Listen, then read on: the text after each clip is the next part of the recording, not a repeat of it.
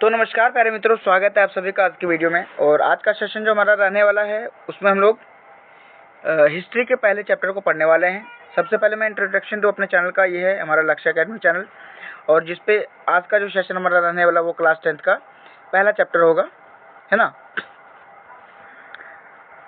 और मैं बता दूं कि इस चैनल पे आपको कुल मिला के सारे सब्जेक्ट का सॉल्यूशन मिलने वाला है।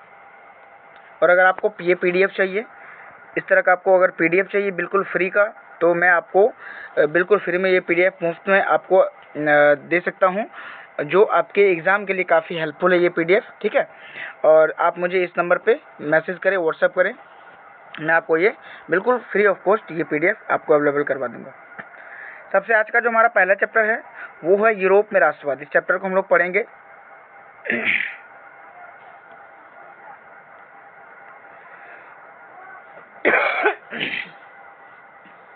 पहला जो चैप्टर हमारा ये है यूरोप में राष्ट्रवाद। तो इस चैप्टर को डिटेल्स में पढ़िएगा। पहला है कि यूरोप एक महादेश है। सबसे पहले हम लोग जानते हैं कि यूरोप क्या है। तो यूरोप एक महादेश है ना। यूरोप महादेश में इटली एवं जर्मनी, ऑस्ट्रिया, प्रसा, रूस, ब्रिटेन, यूनानी, पोलैंड, बोहेमिया इत्यादि देश आते हैं, है ना। ये सभी यूरोप के भाग हैं। आगे बात करें राष्ट्रवाद की, तो राष्ट्रवाद क्या है। तो राष्ट्र के प्रति प्रेम की भावना को ही राष्ट्रवाद कहा जाता है। राष्ट्र एक ऐसी भावना है ना, एक ऐसी भावना है जो किसी भौगोलिक, सांस्कृतिक, सामाजिक परिवेश में रहने वाले लोगों में एकता का वाहक बनती है। ये वीडियो हमारा वन शॉट रहने वाला है, जिसमें आपको ऑब्जेक्टिव और सब्जेक्टिव के साथ साथ थ्योरी भी पूरा मिलेगा। तो वीडियो में लास्ट तक बने रहिएगा। आगे जो हमारा पॉइंट है, कहता है कि यूरोप में राष्ट्रवाद के विकास में सहायक क्या क्या तत्व हैं। तो पुनर्जागरण के फलस्वरूप उत्पन्न परिस्थितियां, 1789 के फ्रांसीसी क्रांति के आदर्श, नेपोलियन का सैन्य अभियान और मेटरनिक की प्रतिक्रियावादी नीति। उसके बाद अगला जो हमारा पॉइंट आता है, 1789 की फ्रांसीसी क्रांति के कारण क्या सब है। तो समाज 3 वर्ग में विभाजित हुआ था, है ना। पहला था पादरी, दूसरा कुलीन और तीसरा निम्न वर्ग। ये तीनों वर्ग के बीच काफ़ी असमानताएं मानी जाती थी। फ्रांस का राजा लुई 16वां निरंकुश शासक था और फ्रांस के लोगों पर टैक्स का बोझ अधिक हो गया था।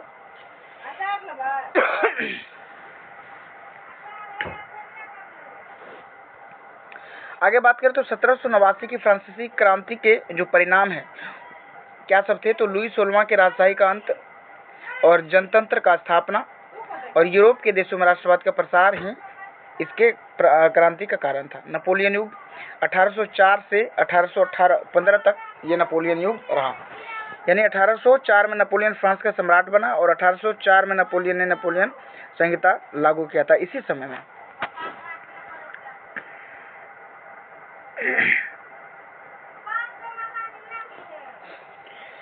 ये देख सकते हैं, ये नेपोलियन है और 1804 में ही ये फ्रांस का सम्राट बना था और नेपोलियन संहिता का भी लागू किया था इन्होंने 1804 में।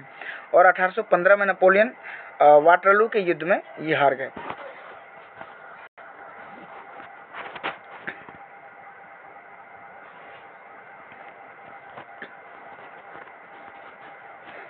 आगे देखते हैं हम लोग।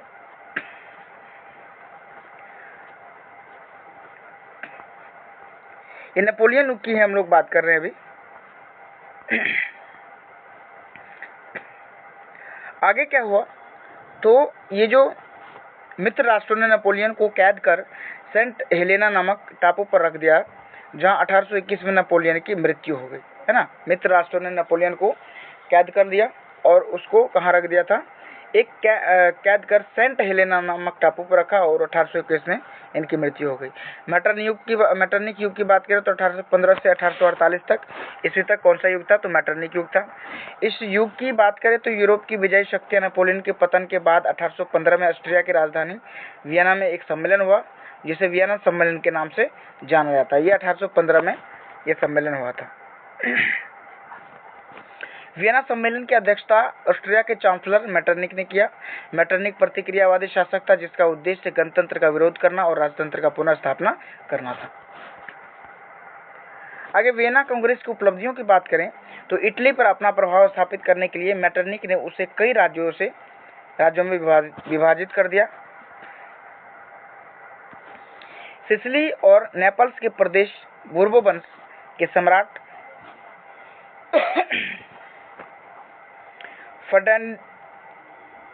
फर्डिनेंड को दे दिया गया और रोम और उसके आसपास के राज्य पोप को सौंप दिया गया था। लोम्बार्डी और वेनेशिया पर ऑस्ट्रिया की प्रभुता कायम हुई और परमा, मोडना और टस्कनी के प्रांत हैब्सबर्ग राजवंश को दे दिया गया। आगे बात करें जेनेवा और पिडमोंट के राज्य में सम्मिलित कर दिया गया इसको, और जर्मनी में 39 रियासतों का संघ कायम रहा जिस पर ऑस्ट्रिया का अधिकार स्थापित किया गया तथा हर संभव प्रयास किया गया कि राष्ट्रीयता की भावना हमेशा जगी रहे।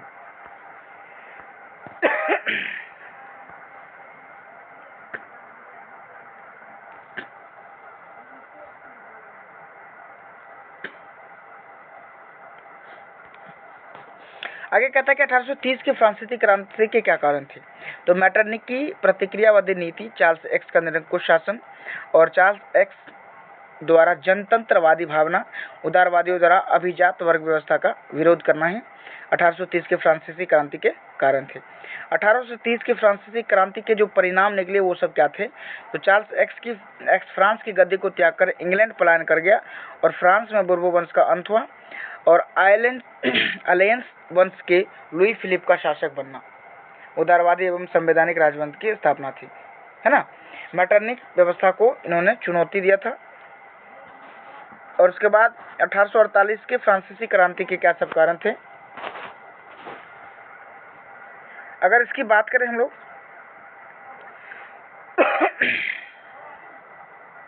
तो 1848 के फ्रांसीसी क्रांति के जो कारण थे, लुई फिलिप की कमजोर नीति, लुई फिलिप के द्वारा प्रतिक्रियावादी गीजो को प्रधानमंत्री बनाना, ये 1848 के फ्रांसीसी क्रांति का कारण था। वैधानिक, संवैधानिक और आर्थिक किसी भी प्रकार का सुधारात्मक कार्य नहीं करना और पूंजीपति वर्ग को साथ रखना, असफल विदेश की नीति, बेरोजगारी एवं भूखमरी का बढ़ना। नेक्स्ट 1848 के फ्रांसीसी क्रांति के प्रमुख जो परिणाम हुआ वो क्या हुआ। तो पुरातन व्यवस्था का अंत हो गया और द्वितीय गणराज्य की स्थापना और साथ साथ लुई नेपोलियन III का फ्रांस का सम्राट बना। आगे बात करें हम लोग तो 19वीं सदी के मध्य इटली 7 राज्यों में विभक्त था। 7 राज्य कौन कौन सा था। तो सवोई, सर्डिनिया, राजा, लोम्बार्डी, वेनेशिया, ऑस्ट्रिया, सिसिली और नेपल्स, फर्नांडिस, पोपल जिसको पोप कहा जाता है, पदम यानी हैब्सबर्ग राजवंश और मोडेना यानी हैब्सबर्ग राजवंश और टस्कनी ये भी हैब्सबर्ग राजवंश, यानी कुल मिला के 4 और 3 टोटल 7 राज्यों में ये विभक्त था।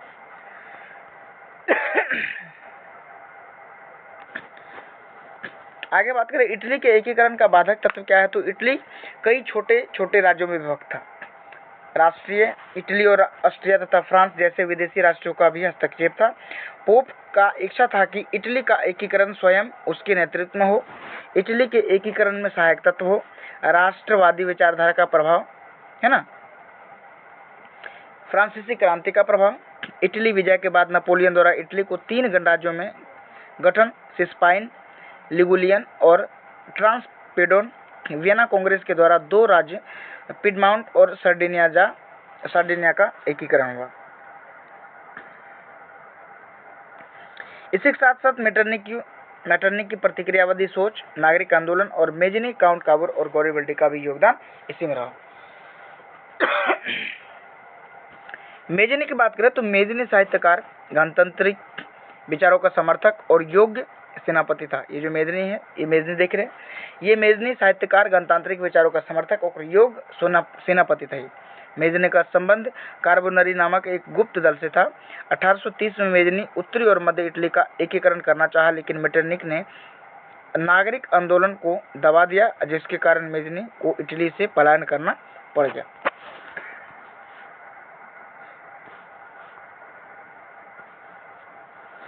अब आगे देखें तो मेजनी ने 1831 में यंग इटली नामक संस्था का स्थापना किया। मेजनी ने 1834 में यंग यूरोप नामक स्थान का स्थापना किया। 1848 में मेजनी पुनः इटली आया और मेज ने इटली का एकीकरण कर गणराज्य बनाना चाहता था, लेकिन सर्डिनिया पिडमाउंट का क्या बन गया? शासक बन गया।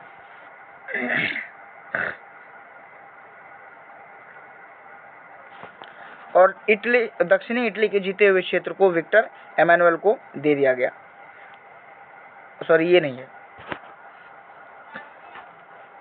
अब आते हैं चार्ल्स एल्बर्ट अपने नेतृत्व में सभी प्रांतों का विजय।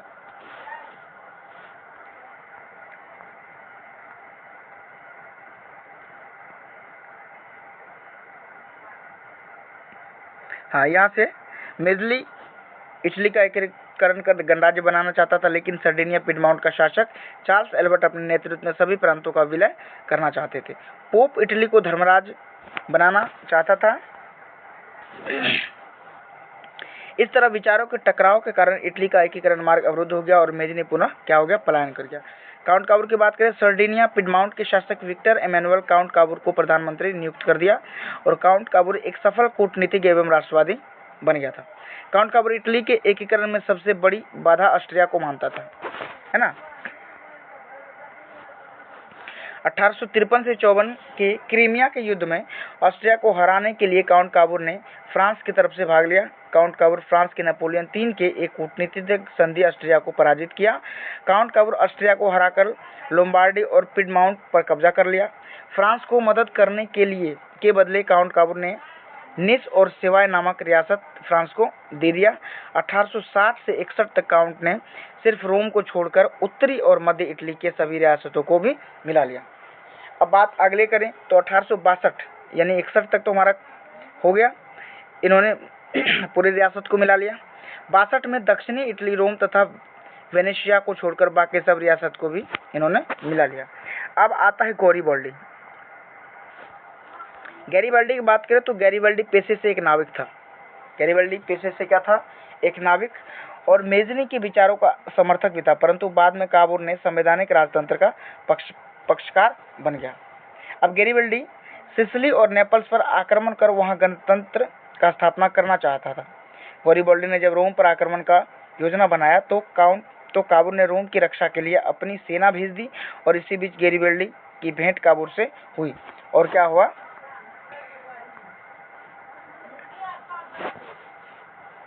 दक्षिणी इटली के जीते हुए क्षेत्र को विक्टर एमानुएल को इन्होंने दे दिया। अब गैरीबाल्डी ने 1862 में गैरीबाल्डी की मृत्यु हो गई। 1862 में 1871 में फ्रांस प्रसा युद्ध के दौरान विक्टर एमानुएल ने रोम को इटली में मिला दिया और रोम अपना राजधानी घोषित कर दिया। इटली का एकीकरण 1871 में पूर्ण हो गया। अब जर्मनी के एकीकरण के क्या सब बाधक थे? तो जर्मनी लगभग 300 छोटे बड़े राज्यों में विभक्त हो गया था। जर्मनी की बात करें तो इसके बाधक क्या थे कि जर्मनी लगभग 300 छोटे बड़े राज्यों में विभक्त हुआ। उत्तरी जर्मनी प्रोटेस्ट एवं दक्षिणी जर्मनी कैथोलिक बहुमत क्षेत्र में था। राष्ट्रवाद की भावना का अभाव ही हुआ। और जर्मनी के एकीकरण के सहायक तत्व अब देखते हैं क्या सब हैं। तो 1806 में नेपोलियन जर्मन राइन राज्य संघ का निर्माण किया गया। बुद्धिजीवियों और कलाकारों जैसे कि हीगेल, हम्बोल्ट, अंडर्ट, जैकब ग्रीम तथा राष्ट्रवादी विचार का प्रभाव हो गया। 1834 में व्यापारियों द्वारा जालवेरी नामक आर्थिक संघ का निर्माण किया गया। शिक्षकों एवं विद्यार्थियों द्वारा ब्रुसेन सेप्ट नामक संस्था की स्थापना की और मैटरनिक द्वारा दमनकारी कानून कॉल्सवाद के आदेश दे दिया और विलियम एवं बिस्मार्क का योगदान भी इसका सहायक तत्व है। अब आगे हम लोग बात करें बिस्मार्क की। बिस्मार्क को देख सकते हैं। बिस्मार्क की बात करें तो बिस्मार्क प्रसा के शासक विलियम का चांसलर था। बिस्मार्क जर्मन राइट में प्रसा का प्रतिनिधित्व करता था। बिस्मार्क हीगेल की विचारों से प्रभावित था और बिस्मार्क रक्त एवं लोह की नीति का अवलंबन किया। बिस्मार्क ने रक्त एवं लोह की नीति का क्या किया? अवलंबन किया। 1864 में ऑस्ट्रिया के साथ मिलकर डेनमार्क को भी क्या कर दिया? उन्होंने पराजित कर दिया।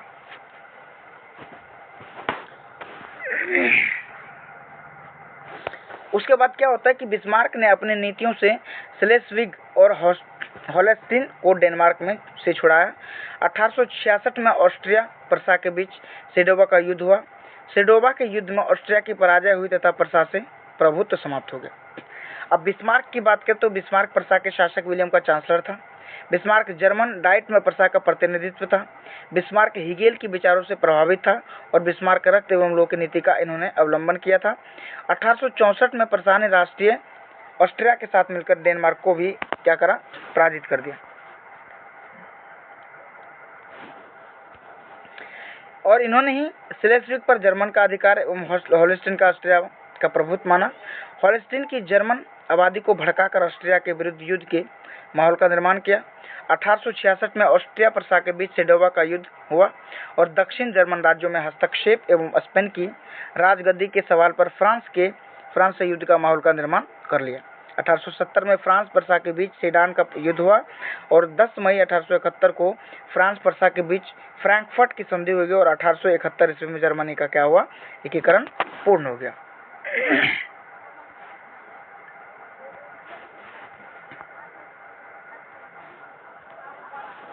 अगर अब आगे बात करें तो यूनान का साहित्य एवं ज्ञान विज्ञान यूरोपीय वासियों के लिए प्रेरणा स्रोत रहा। यूनान की यूरोपीय सभ्यता का पालन भी इसे कहा जाता है यूनान। और यूनान तुर्की साम्राज्य के अधीन था। यूनान की बात करें तो ये तुर्की साम्राज्य के अधीन था। यूनान क्या था, तुर्की को यूरोप का मरीज कहा जाता था, तुर्कियों को, है ना, तुर्कियों को।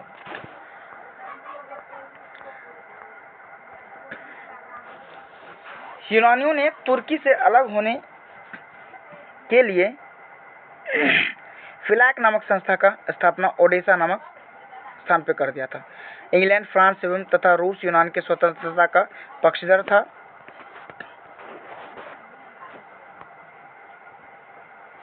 1821 में अलेक्जेंडर चिपसिलांती के नेतृत्व में यूनान में विद्रोह शुरू हुआ और 1827 में लंदन में एक सम्मेलन हुआ जिसमें इंग्लैंड, फ्रांस तथा रूस तुर्की के खिलाफ यूनान के समर्थक के संयुक्त कार्रवाई करने का निर्णय लिया। तीनों की संयुक्त सेना नवारिनो की खाड़ी में तुर्की के खिलाफ एकत्र हुई और युद्ध में मिस्र और तुर्की बुरी तरह से क्या हो गया, पराजित हो गया। आगे बात करें तो 1829 में एड्रियानोपल की संधि हुई जिसके तहत यूनान को स्वायत्तता दिया गया। 1832 में कुस्तुनतुनिया की संधि के द्वारा यूनान को स्वतंत्र राष्ट्र घोषित कर दिया। अब बात करते हैं हंगरी की, तो हंगरी ऑस्ट्रिया का प्रभुत्व था, है ना, और इसकी राजधानी बुडापेस्ट, हंगरी की राजधानी बुडापेस्ट। हंगरी ने 1848 में के आंदोलन का नेतृत्व कोसुत और फ्रांसीसी डिक के द्वारा किया गया। 31 मार्च 1848 को हंगरी से ऑस्ट्रिया का प्रभाव समाप्त हुआ। और आगे बात करें हम लोग पोलैंड की। पोलैंड की बात करें तो पोलैंड पर रूस का प्रभुत्व था। 1830 में पोलैंड में भी रूस से स्वतंत्रता के लिए आंदोलन हुआ परंतु रूस ने पोलैंड के विद्रोह को दबा दिया। 1918 में प्रथम विश्व युद्ध के बाद पोलैंड आज़ाद हुआ और बोहेमिया ऑस्ट्रिया के अधीन था। आगे देखते हैं हम लोग।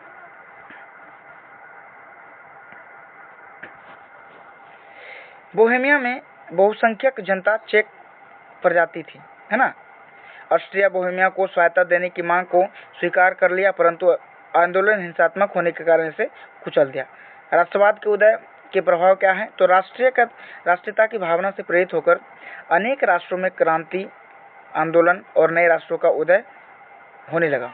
राष्ट्रवाद का प्रभाव एशिया पर क्या हुआ, तो अफ्रीका के उपनिवेशों पर यह भारी पड़ गया। राष्ट्रवाद के विकास से प्रतिक्रियावादी शक्तियों और निरंकुश शासक का प्रभाव क्या हो गया, कमजोर हो गया और राष्ट्रवादी प्रवृत्ति को बढ़ावा मिला और भारत की यूरोपीय राष्ट्रवाद से इससे प्रभावित हो। तो ये था हमारा टोटल थ्योरी। अब चलते हैं हम लोग इसके ऑब्जेक्टिव सीरीज की तरफ और फिर लास्ट में हम लोग चलेंगे इसके सब्जेक्टिव सीरीज की तरफ। तो वीडियो अच्छा लग रहा है तो वीडियो को लाइक कर लीजिएगा और आपको ये फ्री में PDF चाहिए तो दिए गए नंबर पे आप जरूर व्हाट्सएप कीजिएगा। आइए देखते हैं। पहला क्वेश्चन कहता है कि इटली एवं जर्मनी वर्तमान में किस महादेश के अंतर्गत आते हैं, तो ये यूरोप के अंतर्गत आते हैं। फ्रांस में किस शासक वंश की पुनर्स्थापना वियना कांग्रेस द्वारा की गई थी, तो ये बुर्बो वंश की गई थी। मेजनी का संबंध किस संगठन से था, तो हमने अभी पढ़ा कार्बोनरी से था। इटली एवं जर्मनी के एकीकरण के विरुद्ध निम्न में से कौन था, तो ऑस्ट्रिया था। काउंट काबूर को विक्टर एमेनुअल ने किस पद पर नियुक्त किया, तो ये प्रधानमंत्री। गौरीवल्डी पेशे से नाविक था, हम लोगों ने पढ़ा। जर्मन राइन राज्य का निर्माण किसने किया, तो नेपोलियन बोनापार्ट ने किया था।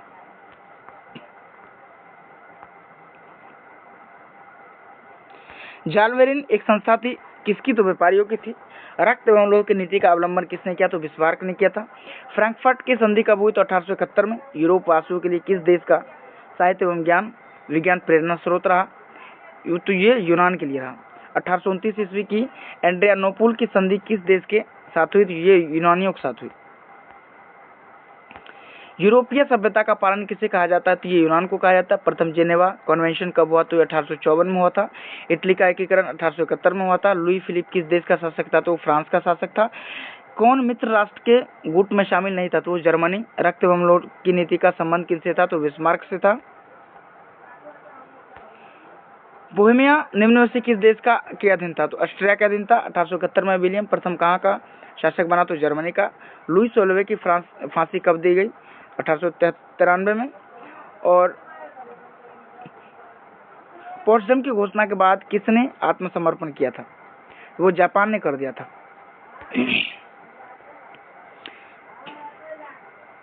सर्डिनिया का राजा कौन था? तो विक्टर इमैनुअल।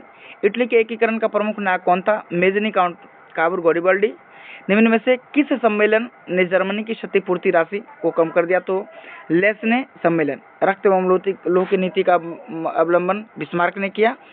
किसके योगदान से इटली का एकीकरण पूर्ण हुआ? Victor Emmanuel. और आगे बात करें हम लोग,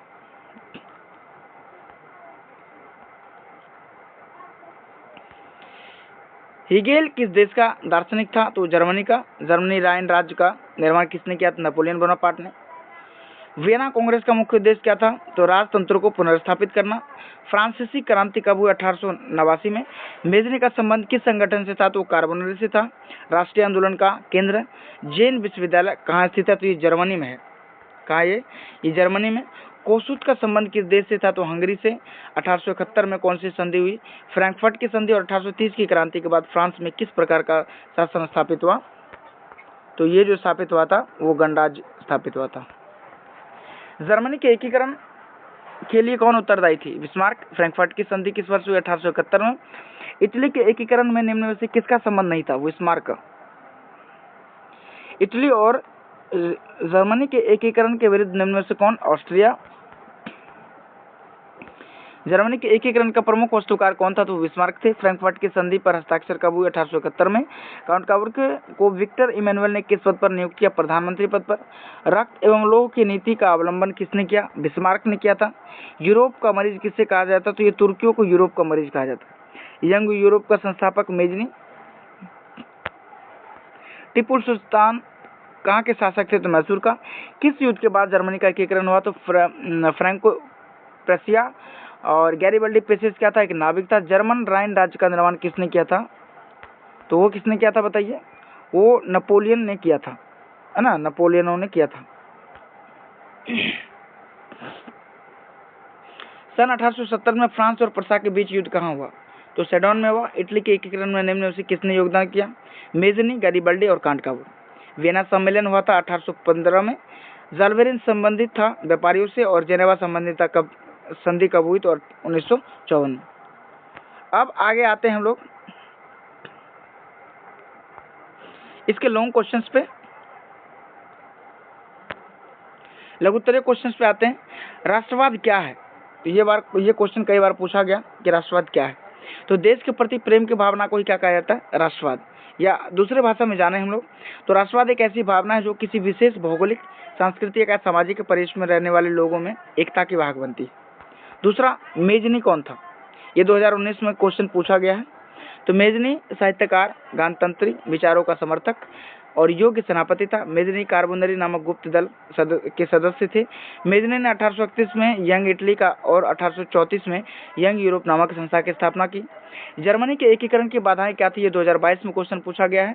जर्मनी के एकीकरण की निम्नलिखित बाधाएं थी कि जर्मनी लगभग 300 छोटे बड़े राज्यों में विभक्त था और उत्तरी जर्मनी में प्रोटेस्ट एवं दक्षिण में कैथोलिक बाहुल्य क्षेत्र था। जर्मनी में राष्ट्रवाद की भावना का भी अभाव था।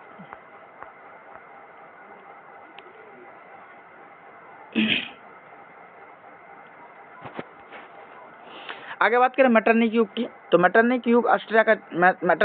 ऑस्ट्रिया का चांसलर था। मेटरनिक ने 1815 में 15 से 1848 तक यूरोप की राजनीति में महत्वपूर्ण भूमिका निभाई। इसलिए 1815 से 1848 के काल को मेटरनिक युग कहा जाता है ना। 1848 की फ्रांसीसी क्रांति के कारण, तो ये 2023 में पूछा गया है, 13 में, 14 में पूछा गया, 19 में, 20 में, 22 और 24। ये क्वेश्चन पूरी तरह से VVI है, इसको आप रट्टा मार लीजिएगा। तो फ्रांसीसी क्रांति के कारण क्या थे? तो लुई फिलिप की कमजोर नीति है ना, लुई फिलिप के द्वारा प्रतिक्रिया घिसू को प्रधानमंत्री बना देना, पूंजीपति वर्ग को साथ रखना, असफल विदेश नीति, किसी भी प्रकार का सुधारात्मक कार्य नहीं करना और बेरोजगारी और भूखमरी बढ़ जाना। इटली और जर्मनी के एकीकरण में ऑस्ट्रिया की भूमिका क्या थी? तो ये 2013 और 20 में पूछा गया क्वेश्चन है। इटली और जर्मनी के एकीकरण ऑस्ट्रिया का सबसे बड़ा बाधक था। 1830 की क्रांति के बाद इटली में भी नागरिक आंदोलन शुरू हो गया। इसी समय मेजनी उत्तरी और मध्य इटली का एकीकरण करने का प्रयास किया, लेकिन मेटरनिक के नागरिक आंदोलन को दबा दिया गया। जर्मनी में राष्ट्रवाद भावना को मेटरनिक ने दमनकारी कानून कार्ल्स के आदेश द्वारा इसको दबा दिया। यूरोप के राष्ट्रवाद को फैलाने में नेपोलियन बोनापार्ट किस तरह का सहायक हुआ? तो ये 2021 में ये क्वेश्चन पूछा गया है, और आइए हम लोग जानते हैं इसको।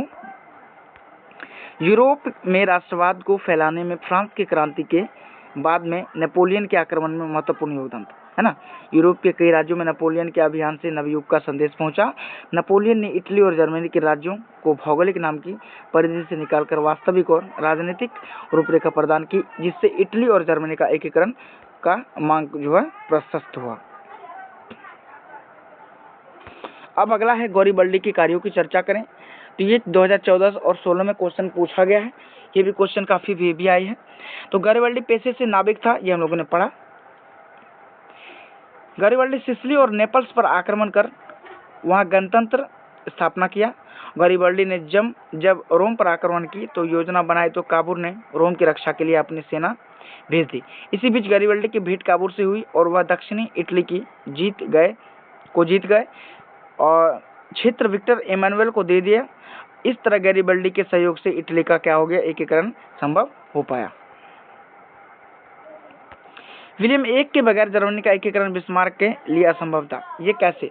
तो ये ऐसे कि विलियम एक जनता यानी विलियम वन जनता की ऑस्ट्रिया जानता था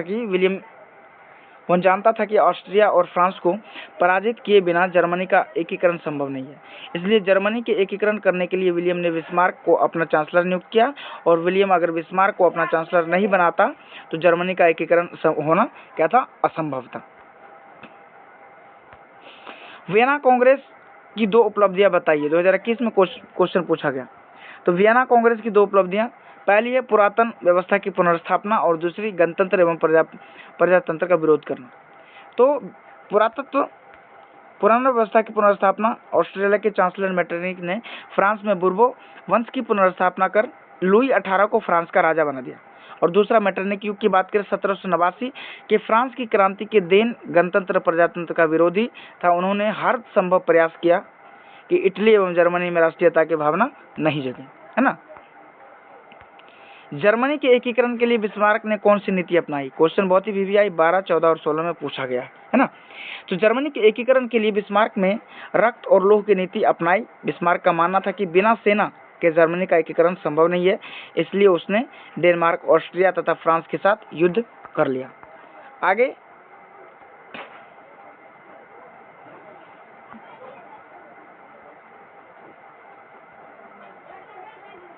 ये हम लोगों ने पढ़ लिया। आगे यहाँ से हम लोग का क्वेश्चन आता है दीर्घ उत्तरीय। इटली के एकीकरण में मेजनी, काबूल और गौरीबल्डी के योगदान को बतावें। 2020 में क्वेश्चन पूछा है। तो इटली के एकीकरण में मेजनी का योगदान क्या सब था? तो मेजनी साहित्यकार, गणतांत्रिक विचारों का समर्थक और योग्य सेनापति था। मेजनी का संबंध कार्बोनरिक नामक गुप्त दल से था। 1830 में मेजनी उत्तरी और मध्य इटली का एकीकरण करना चाहा, लेकिन मेटरनिक ने नागरिक आंदोलन को दबा दिया, जिसके कारण मेजनी को इटली से पलायन करना पड़ा। मेजनी ने 1831 में यंग इटली और मेजनी ने 1834 में यंग यूरोप नामक संस्था का स्थापना की। 1848 में मेजनी पुनः इटली आया और मेजनी इटली का एकीकरण कर गणराज्य बनाना चाहता था, लेकिन सर्डिनिया पिडमाउंट का शासक चार्ल्स एल्बर्ट अपने नेतृत्व में सभी प्रांतों का विलय करना चाहता था। पोप इटली को धर्मराज बनाना चाहता था। इस तरह विचारों के टकराव के कारण इटली का एकीकरण का मार्ग अवरुद्ध हो गया और मेजनी पुनः क्या हुआ, पलायन कर गया। अब इटली के एकीकरण में काउंट काबूर का क्या योगदान था? तो सर्डिनिया पिडमाउंट के शासक विक्टर इमैनुअल काउंट काबूर को प्रधानमंत्री नियुक्त किया और काउंट काबूर को एक सफल कूटनीतिज्ञ एवं राष्ट्रवादी था, जो कि काबूर इटली के एकीकरण में सबसे बड़ा बाधा ऑस्ट्रिया को बनाता था। 1853 से 54 के क्रीमिया के युद्ध में ऑस्ट्रिया को हराने के लिए काउंट काबूर ने फ्रांस के तरफ से भाग लिया। काउंट काबूर फ्रांस के नेपोलियन 3 से एक कूटनीतिक संधि कर ऑस्ट्रिया को पराजित कर दिया। काउंट काबूर ऑस्ट्रिया को हराकर लोम्बार्डी और पिडमाउंट पर कब्जा किया और फ्रांस की मदद करने के बदले काबूर ने नीस और सेवाय नामक रियायत फ्रांस को दे दिया। 1860 से 61 तक 1853 है यहाँ पे, सॉरी 54। 1860 से 61 तक काबूर ने सिर्फ रोम को छोड़कर उत्तरी और मध्य इटली के सभी रियासत को मिला लिया। 1862 तक दक्षिणी इटली, रोम तथा वेनेशिया को छोड़कर बाकी रियासत का विलय कर लिया। इटली के एकीकरण में गॉरिबल्डी का क्या योगदान था? तो गॉरिबल्डी पेशे से एक नाविक था और मेजनी के विचारों का समर्थन था, परंतु बाद में काबूर के संवैधानिक राजतंत्र का पक्षधर बन गया। गॉरिबल्डी सिसिली और नेपल्स पर आक्रमण कर वहां गणतंत्र का स्थापना कर लिया।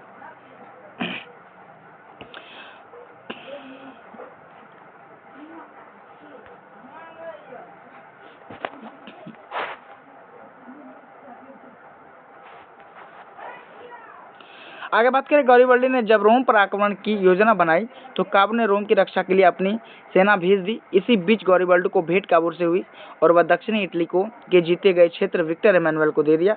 इस तरह गॉरिबल्डी के सहयोग से इटली का एकीकरण 1871 में पूरा हुआ। जर्मनी के एकीकरण में बिस्मार्क की क्या भूमिका हुई, इसका वर्णन करें। तो बिस्मार्क के एकीकरण में बिस्मार्क की भूमिका का वर्णन। बिस्मार्क प्रसा के शासक विलियम का चांसलर था। बिस्मार्क जर्मनी में डायट में प्रसा का प्रतिनिधित्व था।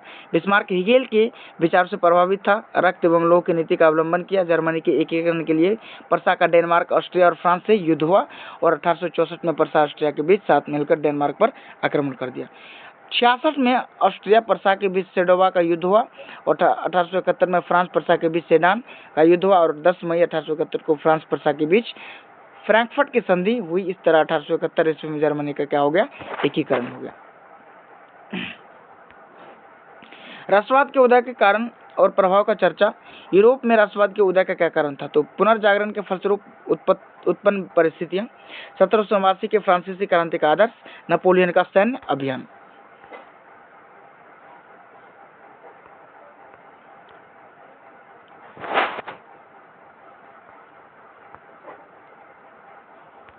और उसके बाद मेटरनी की प्रतिक्रियावादी नीति। राष्ट्रवाद के उदय का प्रभाव क्या था? तो राष्ट्रीयता की भावना से प्रेरित होकर उनके अनेक राष्ट्रों में क्रांतिकारी आंदोलन और नए रास्ते का उदय होने लगा। राष्ट्रवाद का प्रभाव एशिया अफ्रीका के उपनिवेशों पर भारी पड़ा। राष्ट्रवाद के विकास ने प्रतिक्रियावादी शक्तियां और निरंकुश शासकों का प्रभाव कमजोर कर दिया।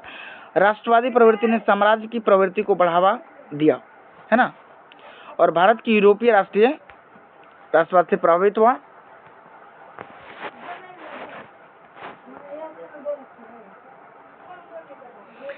आगे बात करें चौथा क्वेश्चन, जुलाई 1830 की क्रांति का विवरण क्या था? तो चार्ल्स एक्स निरंकुश एक प्रतिक्रियावादी शासक था जिसने फ्रांस में राष्ट्रीयता जनतंत्रवादी भावनाओं को दबाने का काम किया। उसने प्रतिक्रियावादी प्लगनेक को अपना प्रधानमंत्री बनाया। प्लगनेक अभिजात वर्ग को साथ दिया। उदारवादियों ने इसे चुनौती तथा क्रांति के विरुद्ध षड्यंत्र समझा। उदारवादियों ने पॉलीगैनी के विरुद्ध गहरा असंतोष प्रकट किया। चार्ल्स एक्स ने इस विरोध के प्रतिक्रिया स्वरूप 25 जुलाई 1830 को 4 अध्यादेश के द्वारा उदार तत्वों का गला घोटने का प्रयास किया। इस अध्यादेश के विरोध में पेरिस में क्रांति का लहर दौड़ गया और फ्रांस में 28 जून 1830 से गृह युद्ध आरंभ हो गया। इसे ही जुलाई 1830 की क्रांति कहते हैं। इस क्रांति के बाद चार्ल्स एक्स को फ्रांस की गद्दी त्याग कर इंग्लैंड जाना पड़ा और बुर्बो वंश के शासक का अंत हो गया। अब इसी में बात करें आगे हम, बुर्बो वंश के स्थान पर ऑरलेयंस वंश के लुई फिलिप को गद्दी सौंपा गया। यूनानी स्वतंत्रता आंदोलन का संक्षिप्त विवरण। तो यूनानी तुर्की साम्राज्य के अधीन था। यूनानियों ने तुर्की से अलग होने के लिए हितेरिया फिलायक नामक संस्था का स्थापना किया, उड़ीसा नामक स्थान पर की, और इंग्लैंड, फ्रांस तक रूस यूनान की स्वतंत्रता का पक्षधर था। 1821 ईस्वी में अलेक्जेंडर चिपसिलांती के नेतृत्व में यूनान में विद्रोह शुरू हुआ। 1827 में लंदन में एक सम्मेलन हुआ जिससे इंग्लैंड, फ्रांस तथा रूस तुर्की के खिलाफ तथा यूनान के समर्थन में संयुक्त कार्रवाई करने का निर्णय लिया। तीनों की संयुक्त सी निवारियों की खाड़ी में तुर्की के खिलाफ एकत्र हुई युद्ध में मिस्र और तुर्की बुरी तरह पराजित हो गया। 1829 की बात करें तो एड्रियानोपल की संधि हुई जिसके तहत यूनान को स्वायत्तता दिया गया, और 1832 में कुस्तुनतुनिया की संधि के द्वारा यूनान को स्वतंत्र राज्य घोषित कर दिया गया। यूरोप के राष्ट्रवाद के प्रसार में नेपोलियन बोनापार्ट के योगदान का विवेचना करिए। 2021 में पूछा गया क्वेश्चन है। कहते हैं कि 1889 की फ्रांसीसी क्रांति के बाद यूरोप में राष्ट्रवाद के प्रसार में नेपोलियन का योगदान है। नेपोलियन 1799 में डायरेक्टरी का शासन समाप्त कर 1804 में नेपोलियन फ्रांस का सम्राट बना, और 4 में नेपोलियन संहिता लागू किया। यूरोप के कई राज्यों में नेपोलियन के अभियान से नवयुग का संदेश पहुंचा। नेपोलियन ने इटली और जर्मनी के राज्यों को क्या करा, भौगोलिक नाम की परिधि से निकालकर वास्तविक और राजनीतिक रूपरेखा प्रदान की। इससे इटली और जर्मनी का एकीकरण का मार्ग प्रशस्त हुआ, और 1815 में नेपोलियन वाटरलू के युद्ध में हार गया और मित्र राष्ट्रों ने नेपोलियन को कैद कर सेंट हेलेना नामक टापू पर रख दिया, जहाँ 1821 में नेपोलियन की क्या हो गई, मृत्यु हो गई। ये था टोटल हमारे यूरोप में राष्ट्रवाद का सारा क्वेश्चन और वन शॉट क्वेश्चन और साथ साथ इसका ऑब्जेक्टिव। अगला वीडियो में हम लोग पढ़ेंगे समाजवाद एवं राज्यवाद, साम्यवाद। इस चैप्टर का पूरा वन सेट पढ़ेंगे, और इसी वन शॉट में हम लोग क्वेश्चन के साथ साथ ऑब्जेक्टिव भी करेंगे और साथ साथ थ्योरी भी करेंगे। तो वीडियो अच्छा लगा तो वीडियो को लाइक कर लीजिएगा, चैनल को सब्सक्राइब कर लीजिएगा, बेल आइकन प्रेस कर लीजिएगा, ताकि जो लेटेस्ट अपडेट रहेगा हमारा सबसे पहले आप तक जाएगा। मैं बता दूं कि इस चैनल पर प्रत्येक दिन क्लास 10th के सारे कंटेंट्स आपको अवेलेबल मिलेंगे, और 2027 के एग्ज़ाम के लिए काफ़ी हेल्पफुल रहने वाला है ये हमारा टोटल कंटेंट। तो चैनल पे आप बने रहिएगा और चैनल को अधिक से अधिक शेयर कर लीजिएगा, ताकि और से और भी बच्चे जुड़ सकें, है ना। तो मिलते हैं अगले वीडियो में। आज के वीडियो में बने रहने के लिए आप सभी का धन्यवाद। नमस्कार।